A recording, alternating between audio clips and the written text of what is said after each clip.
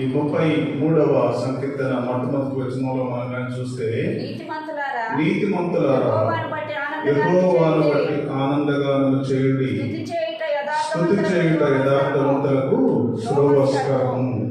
స్తుతి చేసే వారిని గురించి దేవుడు నీతిమంతులారా, నీతిమంతులు అవలు అని దేవుడు సంబోధిస్తున్నాడు. ప్రియమైనటువంటి దేవుని బిడ్డలారా, భక్తుడైన దావీదు ఈ సంకీర్తన రచిస్తూ చక్కగా దేవుని మహిమను, దేవుని కీర్తిని ఆయన వెల్లడిపరుస్తూ ఉన్నాడు.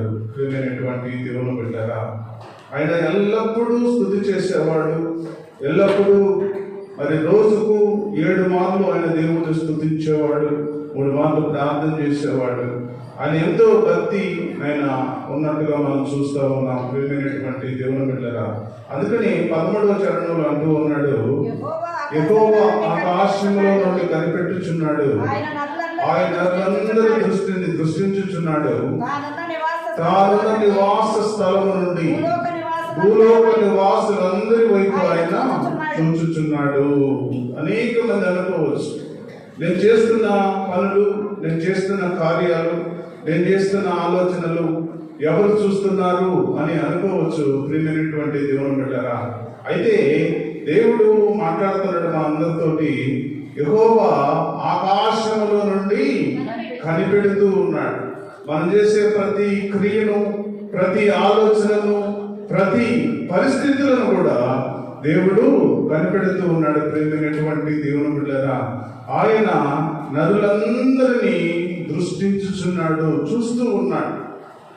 మనం ఏ విధంగా బ్రతుకుతూ ఉన్నాం, మనం ఏ విధంగా నడుస్తూ ఉన్నాం, మనం ఏ విధంగా ఈ లోకంలో సంచరిస్తూ ఉన్నాం, ఈ లోకంలో ఏ పని అయితే మనం చేస్తూ ఉన్నామో దేవునికి ఇష్టమైందా, దేవునికి అయిష్టమైందా అని దేవుడు పరిశీలిస్తూ ఉన్నాడు. ప్రియమైనటువంటి దేవుని బిడ్డలారా, తానున్న నివాస స్థలము నుండి భూలోక నివాసులందరి వైపు ఆయన చూస్తూ ఉన్నాడు. ప్రియమైనటువంటి దేవుని బిడ్డలారా, మన క్రియలు, మన ఆలోచనలు, మన పరిస్థితులు అన్నిటిని కూడా దేవుడు చక్కగా చూస్తూ ఉన్నాడు. ప్రియమైనటువంటి దేవుని బిడ్డలారా, అదే మీకా రాసిన అది గ్రంథంలో మనం కానీ చూసినట్టుగైతే 1వ అధ్యాయము 2వ వచనంలో మనం కానీ చూస్తే, సకల జనులారా ఆలకించుడి, భూమి నీవును నీలో ఉన్న సమస్తమును చెవియొగ్గి వినుడి, ప్రభువు యెహోవా మీ మీద సాక్ష్యం పలకబోచున్నాడు, పరిశుద్ధాలయములో నుండి ప్రభువు మీద సాక్ష్యము పలకబోచున్నాడు. చక్కగా మీకా భక్తుడు రాస్తూ, మీకా భక్తుడు అంటూ ఉన్నాడు, సకల జనులారా ఆలకించుడి, వినమంటున్నాడు. ప్రతి జనాన్ని, ప్రతి పరిస్థితులను, ప్రతి మనుషులను కూడా ఆయన పిలుస్తూ ఉన్నాడు. ప్రియమైనటువంటి దేవుని బిడ్డలారా, సకల జనులారా ఆలకించుడి, భూమి నీవును నీలో ఉన్న సమస్తమును చెవియొగ్గి వినుడి. వినాలి. దేవుని మాటలు మనం కానీ వింటే, దేవుని మాటలు చొప్పున మనం బ్రతికితే, దేవుని ఆలోచన చొప్పున మనం బ్రతకగలిగితే, దేవుని ప్రసన్నతలో మనం నిలవగలిగితే దేవుడు మనల్ని ఆశీర్వదిస్తాడు. ప్రియమైనటువంటి దేవుని బిడ్డలారా, అందుకని అంటున్నాడు, యెహోవా మీ మీద సాక్ష్యము పలకబోచున్నాడు, పరిశుద్ధాలయములో నుండి ప్రభువు మీ మీద సాక్ష్యము పలకబోచున్నాడు. మన క్రియలు, మన ఆలోచనలు, మన చూపులు, మన పరిస్థితులు, ప్రతి నడక, ప్రతి పడక కూడా దేవుడు లెక్క వేస్తూ ఉన్నాడు. ప్రియమైనటువంటి దేవుని బిడ్డలారా, ప్రతిదానికి కూడా ఆయన తగిన ప్రతిఫలాన్ని దేవుడు ఇవ్వబోతూ ఉన్నాడు. ప్రియమైనటువంటి దేవుని బిడ్డలారా, అందుకని భక్తుడు మీకా భక్తుడు అంటున్నాడు, మీ మీద సాక్ష్యము పలకబోచున్నాడు. నువ్వు మంచి క్రియలు చేస్తే బడా నమ్మకమైన మంచి దాసుడా, బడా నమ్మకమైన మంచి దాసుడా అని దేవుడు నిన్ను పిలుస్తాడు. ప్రియమైనటువంటి దేవుని బిడ్డలారా, అదే చెడ్డ కార్యాలు, చెడ్డ పనులు, చెడ్డ ఆలోచనలు నువ్వు కానీ దేవుని విరోధముగా నువ్వు కానీ బ్రతికితే దేవుడు మరి నీ మీద సాక్ష్యాన్ని పలకబోతూ ఉన్నాడు. ప్రియమైనటువంటి దేవుని బిడ్డలారా, అందుకని మనము ఈ లోకంలో బ్రతికినంత కాలం కూడా దేవునికి ఇష్టమైన వ్యక్తులుగా, దేవునికి ఇష్టమైన ఆలోచనతో, దేవునికి ఇష్టమైన బ్రతుకు మనం బ్రతికితే బలా నమ్మకమైన నమ్మకమైన మంచి దాసుడా, బడా నమ్మకమైన మంచి దాసురాలని దేవుడు నిన్ను పిలిచేదానికి సిద్ధంగా ఉన్నాడు. అందుకని అంటున్నాడు, యెహోవా ఆకాశము నుండి నిన్ను కనిపెడుతూ ఉన్నాడు. ఆయన నరులందరి మీద ఆయన దృష్టి నిలుపుచున్నాడు.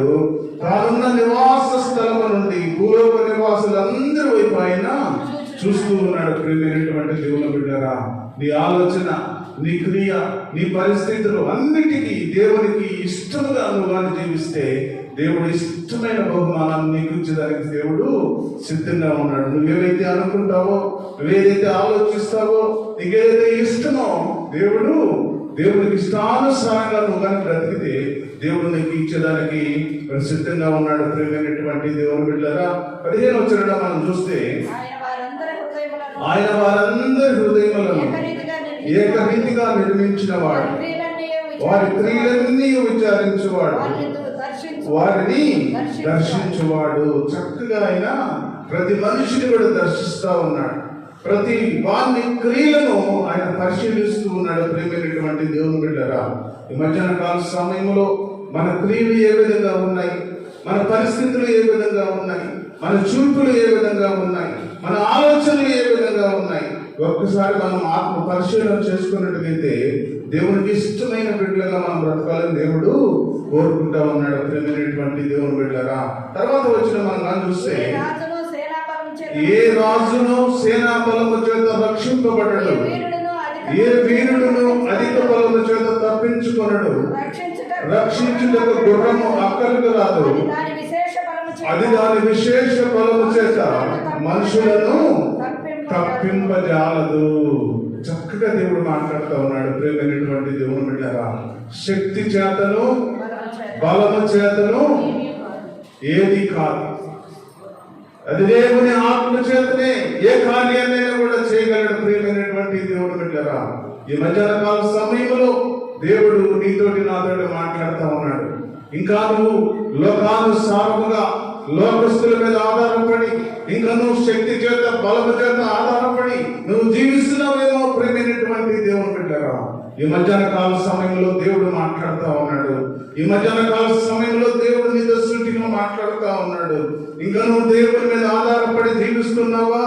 ఇంకా నువ్వు లేక శక్తి చేత బలము చేత నువ్వు ఇంకా నువ్వు లోకం మీద ఆధారపడి నువ్వు బ్రతుకుతూ ఉన్నావా? ప్రియమైనటువంటి దేవుని బిడ్డలారా, ఈ మధ్యాహ్న కాల సమయంలో దేవుడు చాలా స్పష్టంగా మనతోటి మాట్లాడుతూ ఉన్నాడు. ప్రియమైనటువంటి దేవుని బిడ్డలారా, ఈ మధ్యాహ్న కాల సమయంలో దేవుడు మనందరితోటి మాట్లాడుతూ ఉన్నాడు. ప్రియమైనటువంటి దేవుని బిడ్డలారా, చూడండి, 2వ పేతురు పత్రికలో మనం కానీ చూసినట్టుగైతే, 2వ పేతురు పత్రికలో 2:15లో మనం కానీ చూసినట్టుగైతే,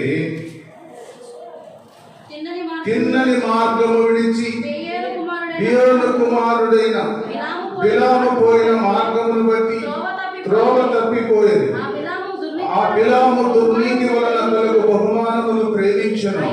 అయితే తాను చేసిన అతిక్రమము నిమిత్తము అతడు గద్దింపబడెను. ఎట్లనగా నోరు లేని గార్ధవము మానవ స్వరూపంతో మాట్లాడి ఆ ప్రవక్త యొక్క వెర్రితనమును అడ్డగించెను. చూడండి, ఒక ప్రవక్త, బిలాము అనేది ఒక ప్రవక్త. మరి చూసినట్లయితే ప్రియమైనటువంటి దేవుని బిడ్డలారా, ఆ బిలాము దుర్నీతి వలన కలుగు బహుమానమును ప్రేమించాడు. తన శక్తి చేత ఆధారపడ్డాడు, తన బలము చేత ఆధారపడ్డాడు, తనలో ఉన్న మరి గొప్పతనాన్ని గురించి ఆధారపడ్డాడు. ప్రియమైనటువంటి దేవుని బిడ్డలారా, అలాంటి ఆ బిలాముకు ఒక నోరు లేని గాడిద మరి బుద్ధి చెప్పినట్టుగా మనం చూస్తూ ఉన్నాం. ప్రియమైనటువంటి దేవుని బిడ్డలారా, ఒక నోరు లేని గాడిదనికి మరి తోలుతూ ఉంటే ఆ గాడిద మానవ స్వరూపముతో మానవ స్వరముతో మాట్లాడినట్టుగా దేవుడు మాట్లాడుతూ ఉన్నాడు ఈ మధ్యాహ్న కాల సమయంలో. ప్రియమైనటువంటి దేవుని బిడ్డలారా, నువ్వు దేవుని ఆలోచనను బట్టి నడుస్తూ ఉన్నావా? దేవుని ఆలోచనను బట్టి నువ్వు బ్రతుకుతూ ఉన్నావా? లేక లోకం మీద ఆధారపడి, లోకస్తుల మీద ఆధారపడి, ఇంకా నువ్వు దేవుని మీద ఆధారపడకుండా ఇంకా నువ్వు శక్తి చేత బలం మీద ఆధారపడి నువ్వు జీవిస్తూ ఉన్నావా? ప్రియమైనటువంటి దేవుని బిడ్డలారా, నువ్వు ఇంకా నువ్వు శక్తిని బలాన్ని నమ్మకం నువ్వు కానీ జీవిస్తే దేవుడు మాట్లాడుతూ ఉన్నాడు. ఒక నోరు లేని గాడిద బుద్ధి చెప్పింది ఒక ప్రవక్తకు, ప్రియమైనటువంటి దేవుని బిడ్డలారా. అలాంటి మరి పరిస్థితులను దేవుడు మనకు మరి చూపించగలడు, ప్రియమైనటువంటి దేవుని బిడ్డలారా. అందుకనే మనము చక్కగా దేవుడు ఈ మధ్యాహ్న కాల సమయంలో మాట్లాడుతూ ఉన్నాడు. ఏ రాజును సేనా బలము చేత రక్షింపబడడు, ఏ వీరుడును అధిక బలము చేత తప్పించుకొనడు. రక్షించుటకు గుర్రము అక్కరకు రాదు, అది దాని విశేష బలము చేత మనుషులను తప్పింపజాలదు. ఎవ్వరు కూడా తప్పించలేదు ఈ లోకంలో, ప్రేమైనటువంటి దేవుని బిడ్డలారా. అది దేవుని శక్తే తప్పిస్తుంది, అది దేవుని బలమే తప్పిస్తుంది, అది దేవుని మార్గమే తప్పిస్తుంది, దేవుని ఆలోచనే తప్పిస్తుంది. కానీ నీ శక్తి, నీ బలము, నీ బంధువులు, నీ స్నేహితులు ఎవరు కూడా తప్పించాలని దేవుడు చదివిస్తా ఉన్నాడు. ప్రేమైనటువంటి దేవుని బిడ్డలారా, ఈ మధ్యాహ్న కాల సమయంలో మరి గొలియాతు ఎంతో ఎత్తుగలవాడు, ప్రియమైనటువంటి దేవుని బిడ్డరా, ఎంతో బలశాలి, ప్రియమైనటువంటి దేవుని బిడ్డరా. అలాంటి గొలియాతులో దావీదు బాలుడు, ఎర్రని నేత్రములు గలవాడు, ఎర్రని వాడైన పొట్టిగా ఉన్న దావీదు ఒక్క దెబ్బతోటి పడగొచ్చాడు, ప్రియమైనటువంటి దేవుని బిడ్డరా. అది ఎవరి శక్తి? అది దేవుని శక్తి, ప్రియమైనటువంటి దేవుని బిడ్డరా. దేవుని శక్తి ఉంటే నువ్వు చిన్నవాడివైనా సరే, నువ్వు బక్కవాడివైనా సరే, నువ్వు బలవంతుడు కాకపోయినా సరే, దేవుడు నీకు శక్తి ఇస్తే ఈ లోకంలో ఎంత పెద్ద సాధారణైనా కూడా ఎదిరించగలవు, ప్రియమైనటువంటి దేవుని బిడ్డరా. అది దేవుని మీద ఆనుకొని, దేవుని మీద నమ్ముకొని, దేవుని శక్తి మీద ఆధారపడి దూరాన్ని జీవిస్తే దేవుడు నీకు బలాన్ని ఇస్తాడు, శక్తిని ఇస్తాడు, జ్ఞానం ఇస్తాడు, ఐశ్వర్యం ఇస్తాడు, ఘనతని ఇస్తాడు, ప్రియమైనటువంటి దేవుని బిడ్డలారా. దావీదు తన జీవితంలో అంటూ ఉన్నాడు, అయ్యా నేను బాలుడను, నేను చిన్నవాడిని, ఈ సామ్రాజ్యాన్ని, ఈ దేశాన్ని పరిపాలించాలంటే నాకు శక్తి చాలదు ప్రభువా.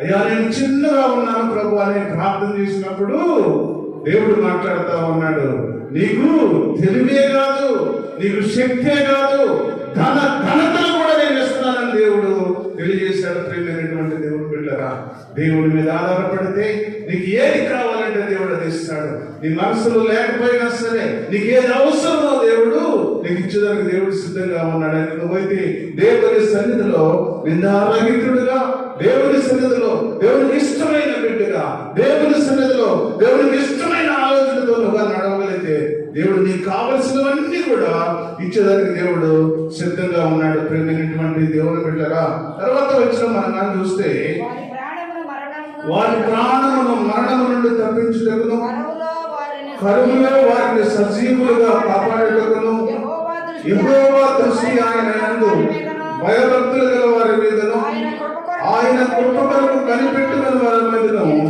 నిలుచుచున్నది. చక్కగా దేవుడు మాట్లాడుతూ ఉన్నాడు. ఈ మధ్యాహ్న కాల సమయంలో వారి ప్రాణమును మరణము నుండి తప్పించుటకును, కరువులో వారిని సజీవులుగా కాపాడుటకును, యెహోవా దృష్టి ఆయన యందు భయభక్తులు గల వారి మీదను, ఆయన కృప కొరకు కనిపెట్టు వారి మీదను నిలుచుచున్నది. దేవుని మీద ఆనుకునే మనుషుల గురించి, దేవుని మీద ఆధారపడే మనుషుల గురించి, దేవుని మీద నిలబడి దేవుని శక్తి కొరకు ఎదురు చూసే మనుషుల గురించి దేవుడు మాట్లాడుతూ ఉన్నాడు. ఇదిగో నేను ఉన్నాను, నువ్వు భయపడాల్సినంత అవసరం లేదని దేవుడు సెలవిస్తూ ఉన్నాడు. ప్రేమైనటువంటి దేవుని బిడ్డలారా, ఈ మధ్యాహ్న కాల సమయంలో దేవుడు చాలా చక్కగా మాట్లాడుతూ ఉన్నాడు. ప్రేమైనటువంటి దేవుని బిడ్డలారా, చూడండి, ఇర్మీయా రాసిన గ్రంథము 7వ అధ్యాయము 23వ వచనంలో మనం చూసినట్లయితే, ఏదనగా నా మాటలు మీరు అంగీకరించిన ఎడల నేను మీకు దేవుడినయ్యుందును, మీరు నాకు జనులయ్యుందురు, మీరు క్షేమము కలుగునట్లు నేను ఆజ్ఞాపించుచున్న మార్గమంతటి యందు మీరు నడుచుకొనుడి. చూడండి, దేవుడు చెప్పిన మాట చొప్పున ఎవరైతే నడుచుకుంటారో, దేవుని మాట చొప్పున ఎవరైతే బ్రతుకుతారో, దేవుని మాట చొప్పున ఎవరైతే నడుస్తారో, ప్రియమైనటువంటి దేవుని బిడ్డలారా, అబ్రహాముకు దేవుడు మాట్లాడుతా ఉన్నాడు, నీ బంధువులను, నీ ఇంటి వారిని విడిచిపెట్టి నేను చూపించు దేశమునకు వెళ్ళు అన్నాడు. అబ్రహాము, అయ్యా నాకు ఇంత ఆస్తి ఉంది, అయ్యా నాకు ఇంత బిల్డింగ్లు ఉన్నాయి, అయ్యా నాకు ఇన్ని గార్డెన్లు ఉన్నాయి, ఇన్ని గొర్రెలు ఉన్నాయి, ఇవన్నీ వదిలిపెట్టి ఎలా వెళ్ళాలి ప్రభు అని అడగలేదు. ప్రేమైనటువంటి దేవుని బిడ్డలారా, నేను చూపించు దేశం ఏదైతే చూపిస్తానో ఆ దేశానికి నువ్వు ప్రయాణం అయిపో అని చెప్పినప్పుడు వెంటనే లేచాడు, మూటములు సర్దుకున్నాడు, తన భార్యను తీసుకున్నాడు, వెంటనే ఆయన బయలుదేరాడు. ప్రేమైనటువంటి దేవుని బిడ్డలారా, దేవుని మాట వినినప్పుడు ఆయన ఆశీర్వదించబడతారు ఎవరైనా కూడా. ఎందుకంటే మరి అనేక జనాలకు తండ్రిగా ఉన్నాడు. ప్రియమైనటువంటి దేవుని బిడ్డలారా, ఈ 99 సంవత్సరాల వయసు వచ్చే వరకు బిడ్డలు లేరు అబ్రహాముకు. అయితే ప్రియమైనటువంటి దేవుని బిడ్డలారా, ఆయనకి ఒక యవన కాలంలో ఒక వాగ్దానం ఇచ్చాడు దేవుడు. ఏమని వాగ్దానం ఇచ్చాడో తెలుసా? నీ సంతానమును ఇసుక రేణువుల వలె విస్తరింపజేస్తానన్నాడు. చూడండి, 99 సంవత్సరాలు దాకా బిడ్డలు ప్రియమైనటువంటి దేవుని బిడ్డరా. అబ్రహాముకైతే 100 సంవత్సరం వచ్చింది, శారమ్మకైతే 99 సంవత్సరాలు వచ్చింది. ప్రియమైనటువంటి దేవుని బిడ్డరా, అప్పటికి కూడా బిడ్డలు లేదు, అయినా కూడా వాళ్ళు దేవుడిని ప్రశ్నించలేదు. ప్రియమైనటువంటి దేవుని బిడ్డరా, అయ్యో దేవుడు నాకు వాగ్దానం ఇచ్చాడే, నా బిడ్డల్ని ఇసుక రేణువుల విస్తారంగా ఆకాశం నక్షత్రాలు ఎన్నైతే ఉన్నాయో అవన్నిటి కూడా నువ్వు లెక్కేసుకోమన్నాడు. ఏది నాకు బిడ్డలు లేదని ఎప్పుడు కూడా దేవుణ్ణి ప్రశ్నించలేదు. ప్రియమైనటువంటి దేవుని బిడ్డరా, దేవుడు తగిన కాలమందు ఆయన మాట చొప్పున ఎవరైతే బ్రతుకుతారో, ఆయన మాట ఎవరైతే వింటారో, ఆయన మాట ఎవరైతే లోబడతారో వారిని దేవుడు ఆశీర్వదిస్తాడు. ప్రియమైనటువంటి దేవుని బిడ్డరా, గర్భం ఉడికిపోయింది, బిడ్డలు కనే పరిస్థితి లేదు, శరీరం అంతా శల్యమైపోతూ ఉంది, అయినా కూడా 99 సంవత్సరాలకు ఆ గర్భాన్ని తెరిచాడు. ప్రియమైనటువంటి దేవుని బిడ్డలారా, దేవునికి అసాధ్యమైనది ఏదైనా ఉందా? దేవునికి అసాధ్యమైనది ఏది కూడా లేదు.